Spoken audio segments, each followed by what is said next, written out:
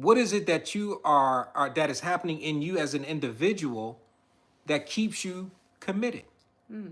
So, and I would say the very first thing is emotionally stable. And I'm emotionally satisfied, stable in myself, but also satisfied emotionally with Renee from an emotional standpoint.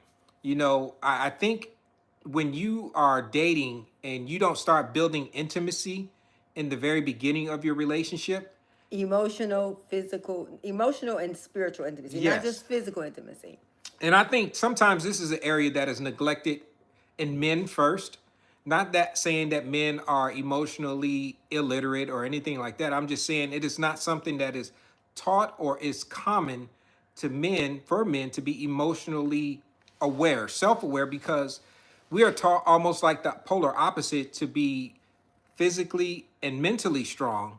But when it comes to the emotions, we are taught to suppress those things and keep Yes. those things on the back burner because it is looked at in society as a Seen sign a of week. weakness. Yeah. And it's not, especially when you think about it in the context of your relationship, because when you are in a healthy relationship and you are emotionally satisfied and stable, that will be I would say a An linchpin anchor. and anchor in keeping you from going outside of your relationship or committing adultery or infidelity or however you want to describe it.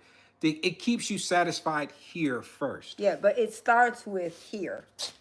So if you're single and you're not married, you need to be developing your integrity. Hmm. You need to be developing your ability to be a person of your word. Because when you ignore those small Hmm. signs, in our books we have red flags.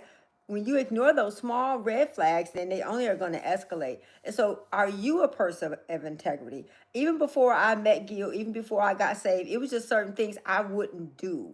I don't want to be with nobody's husband. I don't want to be with nobody's boyfriend because I always felt like the way you get them will be the way you lose them. And if someone will cheat with me, then guess what? They're going to cheat with someone else. And so these are just the kind of mindsets that we came into our relationship with. Hmm. And remember, we were 20, well, we were started dating, we were 18 and Right, right. 19. And so your character does not develop, it doesn't, it's a part of your makeup when you're younger, but it can change. You Oh can, yeah. if you have made the wrong turn, if you have, As they you say, know, when you know better, you do you better. do better.